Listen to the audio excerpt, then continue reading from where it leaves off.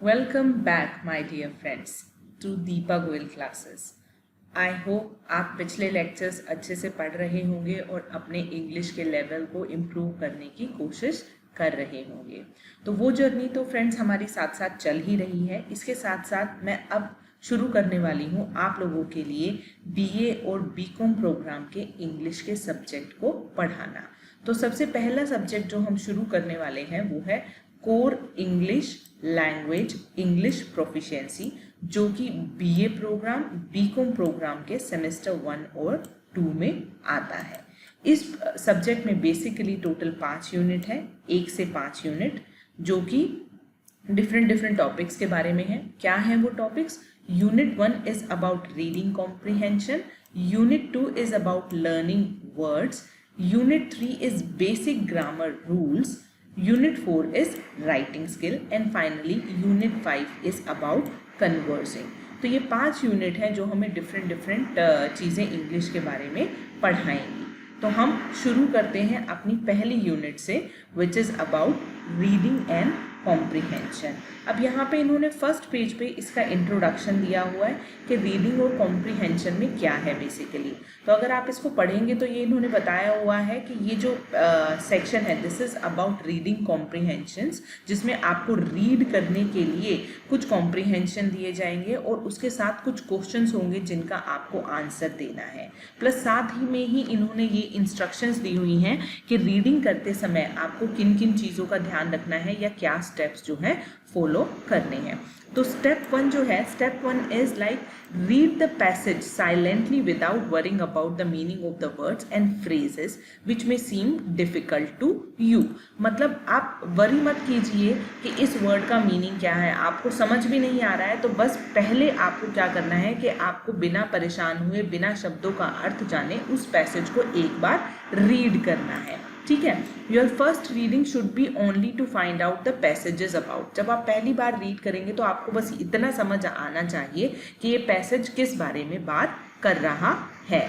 अब स्टेप 2 क्या है? स्टेप 2 है guess the meaning of the words and phrases by noting how they are used. अब second time जब आप उस पैसेज को रीड करेंगे तो आप वहाँ पे वर्ड्स के मीनिंग का ध्यान रखिए और फ्रेजेस देखिए और ध्यान दीजिए कि कैसे उनको किस तरीके से यूज़ किया गया है। उसके अलावा स्टेप 3 है each passage is followed by comprehension and vocabulary exercises. Go back to your passage or the text to find out where to get the answer to the question. Then they are saying कि उसके बाद हर comprehension के बाद कुछ questions दिए गए हैं और vocabulary की exercise की गई है। आप question को पढ़िए और passage पे या text पे ऊपर वापस से जाइए ढूंढने के लिए कि इस question का answer कहाँ पे आपको मिल सकता है। And finally the fourth step they are saying, once you have found the answer written in your own words, write them in your own words wherever needed and follow the instruction carefully। जब आपको answer मिल जाता है तो उस answer को अपने words में लिखने की कोशिश कीजिए और इंस्ट्रक्शंस को फॉलो कीजिए केयरफुली। ठीक है, तो ये इन्होंने बेसिकली हमें 4 स्टेप बता दिए हैं कि जिनको अगर हम ध्यान में रख के रीडिंग और कॉम्प्रिहेंशन की यूनिट को पढ़ेंगे तो हम उसको जल्दी से इजीली समझ पाएंगे। अब इसमें किस तरीके के क्वेश्चंस हैं? इसमें क्वेश्चंस हैं ट्रू और फॉल्स के। कुछ क्वेश्चन दिए होंगे, वहां पे हमें ट्रू और फॉल्स के लिए टिक करना है। ठीक है, मल्टीपल चॉइस क्वेश्चन है जहाँ पे हमें एप्रोप्रिएट और बेस्ट आंसर फिल करना है।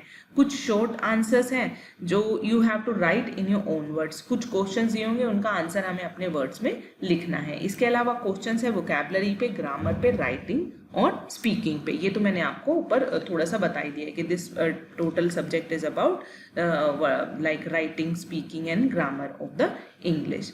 नाउ व्हाट इट सेज थोड़े से नोट दिए हुए इन्होंने हमें। क्या नोट दिए हुए एक बार पढ़ लेते हैं। The passage in your examination paper will be unseen passage. आपके एग्जाम में जो पेपर आएगा वो अनसीन होगा, मतलब ज़रूरी नहीं है कि इन्हीं पैसेजेस में से आएगा जो इसमें दिया गया है, पर इसी तरीके का आएगा। ठीक है, in this study material you will find we have taken passage from 2 book, namely a foundation course in English for the undergraduate reader 1. मतलब इन्होंने 2 बुक से रेफर करके ये बनाया हुआ है. सबसे पहला है foundation course in English for undergraduate reader 1, unit 1 to 6 ली है उसकी. एंड सेकंड है एवरीडे इंग्लिश पार्ट 1, जिसकी भी की यूनिट 1 to 6 को इन्होंने रेफर किया हुआ है. और यही बुक्स इन्होंने आपकी सजेस्टेड रीडिंग में भी लिस्ट की हुई है. ठीक है. To have an idea of the types of exercise on vocabulary, grammar and writing which may be given in the examination paper, you must practice all the exercise provided in the study material. मतलब अगर आप जो paper में आने वाली vocabulary और grammar और writing की जो एक्सरसाइजेस आएंगी या जिस तरीके के क्वेश्चन आएंगे उनकी प्रैक्टिस करने के लिए आपको इस स्टडी मटेरियल में जो एक्सरसाइज दी गई हैं उनको अच्छे से करिए. ठीक है. तो ये तो थी इस पेज पे इन्होंने हमें छोटा सा इंट्रोडक्शन और हमें कुछ डिटेल बता दी थी कि हम किस तरीके से पढ़ें, या साथ में हमें इन्होंने थोड़ी सी एडवाइस दी हुई है कि अच्छे से एक्सरसाइज को करें ताकि एग्जाम में ऐसे ही क्वेश्चंस आएंगे तो आप उसको अटेम्प्ट कर पाएंगे. और अगर आप कुछ एक्स्ट्रा रीडिंग करना चाहते हैं तो यहाँ पे इन्होंने 2 बुक के नाम दिए हैं जिनको रेफर करके इन्होंने इस स्टडी मटीरियल को बनाया है. ठीक है. वैसे पर अगर आप स्टडी मटेरियल को भी अच्छे से कर लेते हैं, लॉजिकली समझ लेते हैं तो आपके अच्छे मार्क्स फिर भी आ सकते हैं, पर it's always better to go for the extra reading अगर हमारी बुक में कुछ सजेस्ट किया गया है तो. ठीक है. तो चलिए फ्रेंड्स, इसी के साथ शुरू करते हैं यूनिट 1 का पहला कॉम्प्रिहेंशन पैसेज. तो ये कॉम्प्रिहेंशन पैसेज है A Foundation English Course for Undergraduate Reader 1 से, and the name of the comprehension topic is coffee. हम सभी कॉफ़ी पीते ही हैं अपनी लाइफ में, सभी को पता है कॉफ़ी क्या है. तो इस कॉफ़ी के बारे में ये हमारा छोटा सा कॉम्प्रिहेंशन पैसेज है जो कि लिखा है डॉक्टर नीता गुप्ता ने. ठीक है. तो चलिए शुरुआत करते हैं इस कॉम्प्रिहेंशन की. अब पहले हम इसको रीड करेंगे, जैसा कि इन्होंने बताया है कि आप इसको पहले एक बार रीड कर लीजिए और फिर उसके बाद उसके क्वेश्चंस को सॉल्व करने की कोशिश कीजिए. तो जब हम रीड करेंगे तो मैं आपको हिंदी में ट्रांसलेट करके थोड़ा थोड़ा समझाती जाऊंगी so that you have it properly in your mind. ठीक है. तो आइए रीड करते हैं. There are millions of people who drink coffee in coffee bars और restaurants all over the world. मतलब यहाँ पे बहुत सारे मिलियन, लाखों में बहुत लोग हैं जो कि कॉफ़ी पीते हैं कॉफ़ी बार में और रेस्टोरेंट में इस पूरी दुनिया में. While drinking coffee, they talk about the day's news or they just relax. Coffee पीते हुए वो उस दिन की न्यूज़ के बारे में बात करते हैं या फिर सिंपली रिलैक्स होके अपनी कॉफ़ी पीते हैं. ठीक है. Coffee bars are a good place to meet people for a chat and drinking coffee is a simple way to relax. अब ये कहते हैं कि कॉफ़ी बार में जो लोग मिलते हैं day to day, bars are a good place. Coffee bars एक बहुत अच्छी जगह है लोगों से मिलके बात करने का, या फिर कॉफ़ी को सिंपली पीजिए और रिलैक्स कीजिए. मतलब कॉफ़ी बार में आप अच्छी जगह आपको एक मिल जाती है कि आप लोगों से बात करना चाहते हैं या सिंपली कॉफ़ी पीते हुए रिलैक्स करना चाहते हैं. People also drink coffee so that they can keep awake. लोग इसलिए भी कॉफ़ी पीते हैं ताकि वो जगे रहें, उनको जगना है, अभी सोना नहीं है. Students drink it late at night because they want to study. Students जो है इसको लेट नाइट पढ़ते हैं क्योंकि वो जो है स्टडी करना चाहते हैं, इसलिए भी कुछ स्टूडेंट्स जो है कॉफ़ी पीते हैं. Lorry drivers drink it because they want to keep awake. They want to keep awake on the road. जो लॉरी ड्राइवर्स होते हैं, लॉरी ड्राइवर्स मतलब जो बड़े बड़े ट्रक के ड्राइवर्स होते हैं वो कॉफ़ी पीते हैं क्योंकि वो जगे रहना चाहते हैं, क्योंकि वो रात में ड्राइव करते हैं और उनको सोना नहीं है. तो इसलिए जो हमारे लॉरी ड्राइवर्स हैं वो कॉफ़ी पीते हैं जगे रहने के लिए रोड पे. Most of the people drink coffee in morning when they get up and after eat meal. बहुत सारे लोग जो हैं कॉफ़ी पीते हैं सुबह सुबह में या फिर हर एक मील के बाद. हर एक मील मतलब हर एक खाने के बाद, लंच के बाद, डिनर के बाद या कई बार ब्रेकफास्ट के बाद भी लोग कॉफ़ी पीते हैं. Coffee breaks are a good way to relax at work. Coffee के जो ब्रेक होते हैं वो बहुत ही अच्छा एक तरीका है अपने आप को रिलैक्स करने का काम करते हुए. ठीक है. Next stanza. Coffee has a bitter taste, coffee का जो टेस्ट होता है वो बहुत ही बिटर, बिटर मतलब कड़वा होता है थोड़ा, and people usually drink it with sugar और मिल्क, और जनरली लोग इसको चीनी या दूध के साथ पीते हैं। Some people like to drink their coffee black, कुछ लोग ब्लैक कॉफ़ी पीना पसंद करते हैं, मतलब पानी में सिर्फ कॉफ़ी को उबाल के पीते हैं, उसमें दूध या चीनी नहीं डालते हैं, ठीक है। In Italy they drink very strong black coffee, Italy में जो लोग हैं बहुत ही स्ट्रॉन्ग ब्लैक कॉफ़ी पीते हैं। इट्स कॉल्ड एस्प्रेसो, इसको क्या कहते हैं, एस्प्रेसो कहते हैं, ब्लैक कॉफ़ी को एस्प्रेसो कहते हैं।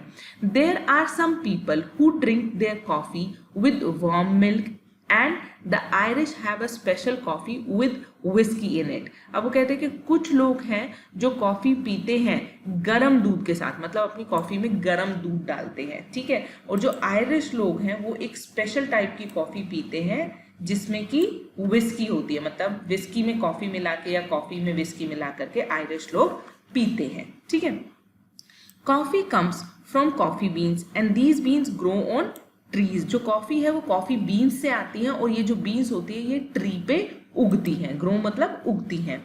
Coffee trees need sunshine and water, so they grow well in hot countries like south America, south Africa, India and far east. Coffee के जो पेड़ होते हैं उनको धूप, सनशाइन मतलब धूप चाहिए होती है और पानी चाहिए होता है ग्रो करने के लिए in hot countries, so they grow well in hot countries. तो वो कहाँ पे अच्छे से उग पाती हैं coffee beans, in hot countries, जैसे कि साउथ अमेरिका में ये एक हॉट कंट्री है, साउथ अफ्रीका में, इंडिया में, और फार ईस्ट, ईस्ट की साइड की कंट्रीज में कॉफ़ी बीन्स अच्छी उग पाती हैं, क्योंकि कॉफ़ी बीन्स को उगने के लिए अच्छा सनशाइन और वाटर चाहिए होता है। तो जहाँ सनशाइन ज़्यादा है, मतलब जो हॉट कंट्रीज है जहाँ गर्मी ज़्यादा रहती है, वहाँ पे कॉफ़ी बीन्स अच्छे से उग पाती हैं, ठीक है। Coffee trees are very delicate and difficult to grow, coffee के जो ट्री होते हैं बहुत ही डेलिकेट होते हैं, बहुत ही डिफिकल्ट होते हैं ग्रो करने के लिए। And picking the beans is a long process, और बीन्स को पिक करना एक बहुत ही लंबा प्रोसेस होता है कॉफ़ी बनाने के लिए।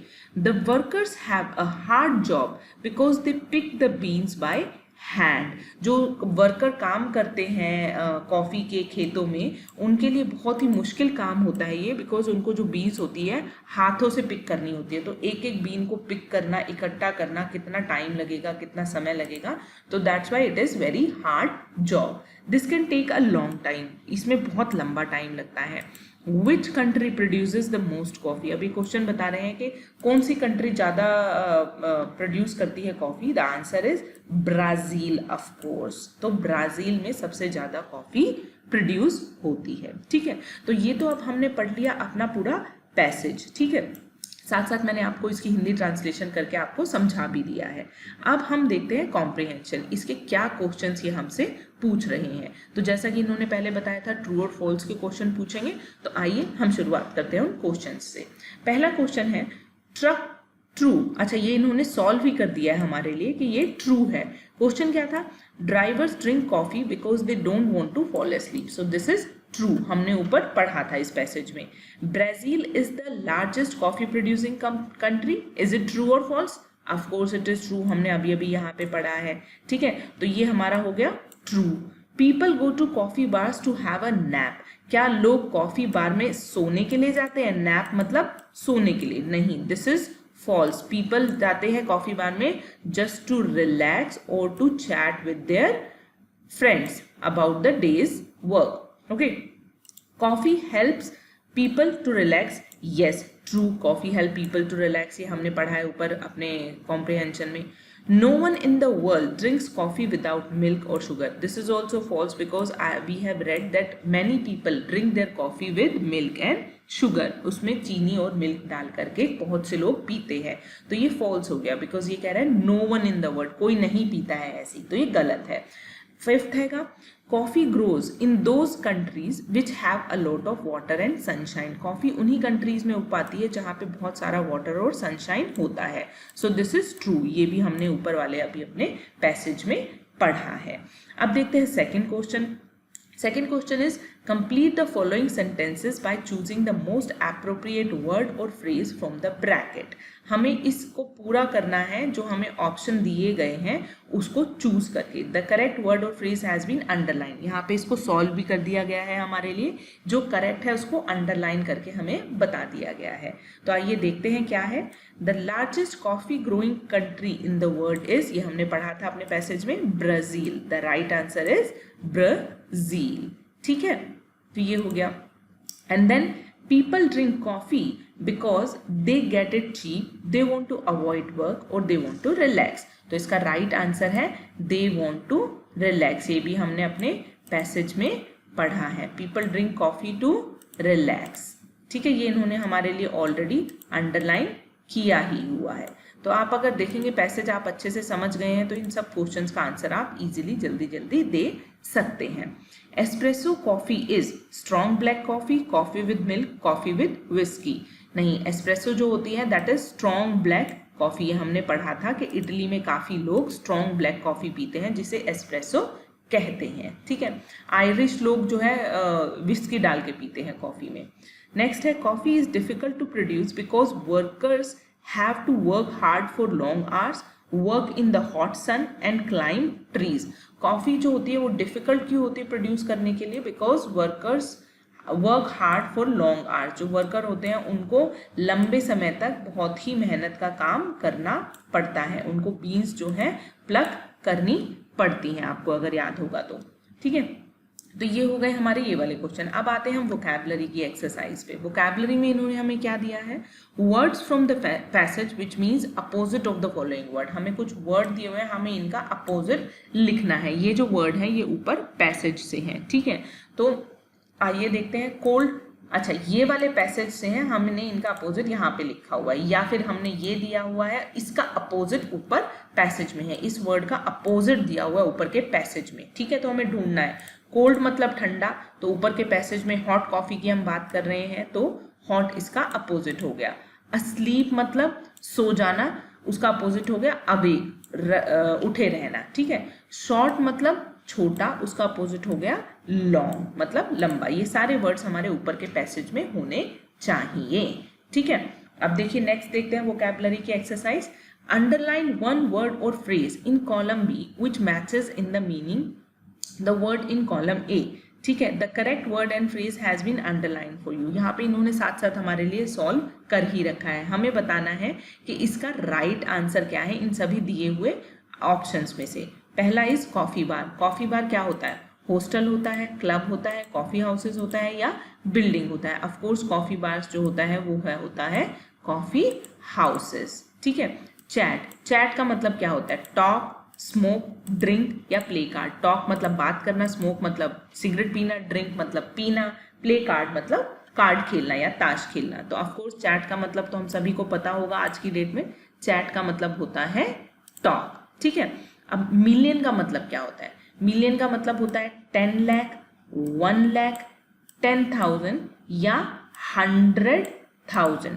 100,000 जो होता है वो होता है इज इक्वल टू 1 मिलियन। ठीक है, 10 लाख या 1 लाख 10,000 नहीं, 100,000 को हम बोलते हैं 1 मिलियन।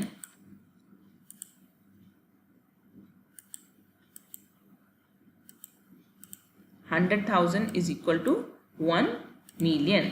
नेक्स्ट देखिए, यूजुअली का मतलब क्या है? यूजुअली के जो ऑप्शन दिए गए हैं, नॉर्मली, ऑलवेज, नेवर और समटाइम।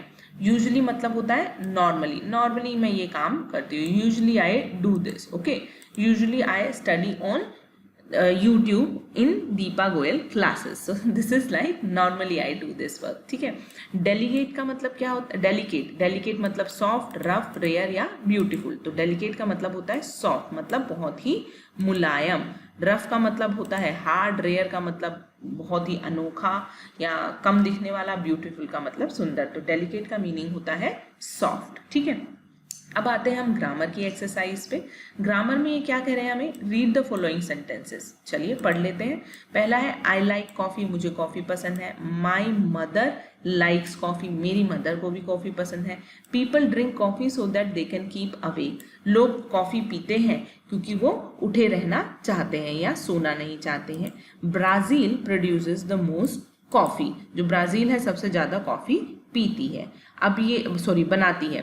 अब इसमें क्या बताना चाहते हैं हमें ग्रामर के बारे में, ग्रामर के बारे में हमें बता रहे हैं कि the italicised verbs are in the simple present tense. जो ये वर्ड इटैलिक्स किए हुए हैं ना इन्होंने सारे, प्रोड्यूसेस, ड्रिंक, लाइक और लाइक, ये सब सिंपल प्रेजेंट टेंस है के जो है शब्द है। ठीक है, अब सिंपल प्रेजेंट टेंस को अगर आपको समझना है तो आप एक मेरी वीडियो देखिए, एक मेरी प्लेलिस्ट है टेंसेस की, उसमें सबसे पहली वीडियो है प्रेजेंट इंडेफिनिट टेंस और सिंपल प्रेजेंट टेंस। उस वीडियो को आपको देखिए, जो ये यहाँ पे आपको समझाना चाह रहे हैं वो आपको बहुत अच्छे से समझ आ जाएगा। 5 या 10 मिनट की वीडियो है, उस वीडियो को देख के इसको सॉल्व करेंगे तो आपका ये जो टॉपिक है फटाफट से 5 मिनट में ही सॉल्व हो जाएगा। तो बेसिकली इसमें हमें बताना चाहते हैं कि जो सिंगुलर वर्ब होती है उसके साथ एस का यूज किया जाता है और जो प्लूरल वर्ब होती है उसके साथ एस का यूज नहीं किया जाता।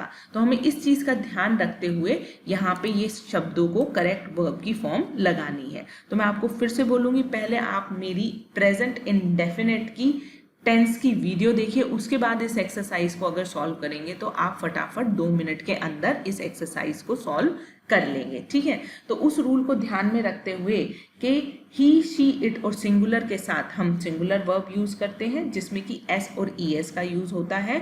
आई, वी, यू, दे और प्लूरल के साथ प्लूरल वर्ब का यूज किया जाता है। प्लूरल वर्ब वो होती है जिसमें एस और ई एस का यूज नहीं होता।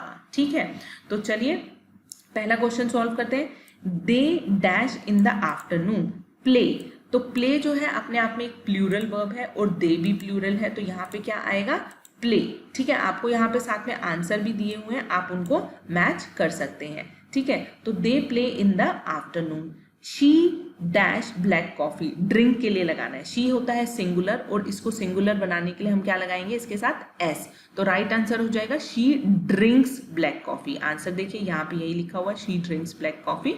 आई do not dash coffee in the morning, I हो गया, तो आई, वी, यू, दे और प्लूरल नंबर के साथ प्लूरल वर्ब लगती है। ठीक है, तो प्लूरल वर्ब कैसे होगी, simple drink is the plural verb जिसमें एस नहीं लगता। तो राइट आंसर हो गया I do not drink coffee in the morning. देखिए ड्रिंक ही है इसका आंसर। नेक्स्ट हो गया my brother dash very fast. My brother is a singular, drive, drive को सिंगुलर बनाने के लिए उसके साथ हम एस लगा देंगे, तो ये हो गया my brother drives very fast. ठीक है, my history teacher dash me very much. My history teacher, teacher is a singular तो लाइक का हो जाएगा likes. My history teacher likes me very much. It dash heavily in August, तो August जो है एक सिंगुलर नंबर है, it भी सिंगुलर के लिए यूज होता है, तो इट रेन्स, इसको हम एस लगा करके सिंगुलर बना देंगे, it rains heavily in August. Next देखिए, she dash very hard, she is हो गया सिंगुलर, वर्क को सिंगुलर बनाने के लिए हम क्या करेंगे, वर्क्स, तो she works very hard. The sky dash beautiful after it rains, the sky, sky is again singular, तो sky looks beautiful after it rains, बारिश के बाद आसमान बहुत सुंदर दिखता है। My dog dash bones, my dog, dog is a singular तो इसको एस लगा के हम सिंगुलर बना देंगे, माई डॉग लाइक्स बोन। ठीक है, I dash exercise every day, तो अब आई जो है वो सिंगुलर है, लेकिन मैं आपको फिर बोल रही हूँ जब आप टेंस की वीडियो देख के आएंगे तो आपको बहुत अच्छे से समझ आ जाएगा। आई, वी, यू, दे और प्लूरल्स के साथ हमेशा प्लूरल फॉर्म ऑफ वर्ब लगती है, तो टेक जो है वो अपने आप में प्लूरल फॉर्म है। ठीक है, तो वो हम लगा देंगे यहाँ पे I take exercise every day. Singular form लगाने के लिए हमें वर्ब के साथ एस या ई एस लगाना पड़ता है और अदरवाइज वो अपने आप में प्लूरल के जैसे यूज होती है। ठीक है, तो एक बार वो प्रेजेंट इंडेफिनिट टेंस वाली आप वीडियो देख लो, आपको ये बिल्कुल बहुत अच्छे से क्लियर हो जाएगा। ठीक है, इसके साथ ही हम देखते हैं अब नेक्स्ट क्वेश्चन। नेक्स्ट क्वेश्चन क्या है, रीड द फॉलोइंग सेंटेंसेस। चलिए रीड कर लेते हैं। Students drink coffee at coffee late at night and student want to study. Student drink coffee late at night because they want to study. मतलब इन्होंने दो sentences को बिकॉज लगा करके जोड़ दिया है। ठीक है, इसी तरीके से हम दूसरा देखते हैं। Ravi could not buy a car, Ravi did not get a loan. Ravi could not buy a car because he did not get a loan. तो हमने यहाँ पे नाउन या प्रोनाउन, नाउन को हटा करके प्रोनाउन का यूज किया और दो सब्जेक्ट सेंटेंसेस को हमने बिकॉज वर्ड लगा करके जोड़ दिया है। तो अब हमें करना क्या है इस एक्सरसाइज में, हमें यही करना है, हमें बिकॉज वर्ड लगा करके इन दोनों को जोड़ना है। पढ़ते हैं, आइए। Krishna studies hard, Krishna wants to pass the examination. क्या हो गया इसका आंसर? Krishna studies hard because he wants to pass the examination. ठीक है, he wants to pass the examination. यहाँ पे भी एस और विदाउट एस वाली वर्ब का ध्यान रखिएगा, क्योंकि कृष्णा सिंगुलर है तो इसलिए हमने वॉन्ट्स ही लिखा है। ठीक है। The boss scolded the peon. The peon came late. The boss scolded the peon because he came late. हमने peon ना लिख करके हमने क्या लिख दिया? Because he came late. ठीक है, प्रोनाउन का यूज कर लिया, नाउन को हटा करके हमने। The mistress dismissed the maid servant. The mistress servant had stolen her bangle. The mistress dismissed the maid servant because he had stolen her bangles. हमने फिर से नाउन को हटा करके प्रोनाउन का यूज किया। अच्छा, मिस्ट्रेस है डिसमिस द मेड सर्वेंट। ठीक है, अब ये मेल भी हो सकता है, फीमेल भी हो सकता है, हमने शी लगा दिया because she had stolen the bangles. तो इसके थ्रू ये बेसिकली आपको प्रोनाउन सिखा रहे हैं कि प्रोनाउन क्या होता है, ही शी इट होता है। नाउन क्या होती है, जो main name of a person place और थिंग होता है। इसके लिए भी मैंने एक वीडियो बनाई हुई है पार्ट ऑफ स्पीच की, जिसमें नाउन और प्रोनाउन के लिए आपको अच्छे से समझाया हुआ है। तो अगर आप चाहें तो आप उस वीडियो को देख सकते हैं, जिससे कि आपको प्रोनाउन अच्छे से समझ आ जाएगा। नेक्स्ट देखते हैं, Rajeev can not go to Calcutta. Rajiv is ill. Rajiv cannot go to Calcutta because he is ill. Mona missed the train. Mona reached the station late. Mona missed the train because she reached the station late. The thief stole the money. The thief wanted to buy a scooter. The thief stole the money because he wanted to buy a scooter. तो आप देखेंगे इन सभी चीजों के आपको answer इन्होंने यहाँ पे दिए हुए हैं, आप मैच भी कर सकते हैं इसको। ठीक है, students get up early in the morning. Student wants to revise their lesson before going to school. Student get up early in the morning because students है, तो देखिए दे लगेगा यहाँ पे। ठीक है, दे वॉन्ट टू, दे है तो दे के साथ प्लूरल वर्ब आएगी वॉन्ट। ठीक है, they want to revise their lessons before going to school. There is no smoke, there is no fire. There is no smoke because there is no fire. अब यहाँ पे हमने कुछ भी इरेज नहीं किया है, हमने बस बिकॉज लगा के दोनों सेंटेंसेस को ऐसे लिख दिया, बिकॉज यहाँ पे कोई नाउन नहीं है, यहाँ पे ऑलरेडी प्रोनाउन ही है। ठीक है, तो there is no smoke because there is no fire. तो इसके थ्रू ये बेसिकली आपको नाउन और प्रोनाउन के बारे में समझा रहे हैं। नाउन और प्रोनाउन के आप वीडियो देख सकते हैं, आपको और अच्छे से क्लियर हो जाएगा। तो आज के लेक्चर के लिए सिर्फ इतना ही, जिसमें हमने अपनी पहला कॉम्प्रिहेंशन अबाउट कॉफी क्लियर किया है, पढ़ा है उसको अच्छे से। आती हूँ आपके लिए नेक्स्ट लेक्चर लेकर के, जिसमें हम इसका दूसरा कॉम्प्रिहेंशन या दूसरा पैसेज पढ़ेंगे। ठीक है, तो आप इस वीडियो को अच्छे से देखिए, रिवाइज कीजिए। जल्द ही मिलते हैं दूसरी वीडियो में। Take care. और हाँ, जाने से पहले आपको बोलना चाहूँगी कि प्लीज़ प्लीज़ प्लीज़ मेरे चैनल को शेयर कीजिए, सब्सक्राइब कीजिए और लाइक कीजिए, ताकि मुझे मोटिवेशन मिलता रहे आपको सभी सब्जेक्ट पढ़ाने का। क्योंकि अगर मेरे सब्सक्राइबर नहीं बढ़ेंगे, मेरे व्यूज़ नहीं बढ़ेंगे, तो I will not be motivated to make more videos. तो मुझे आपसे सिर्फ इतना ही सपोर्ट चाहिए कि please help this channel to grow so that I can cover more subjects for you as you wanted. So अच्छे से पढ़िए, मिलती हूँ आपसे नेक्स्ट वीडियो में। Take care, bye bye.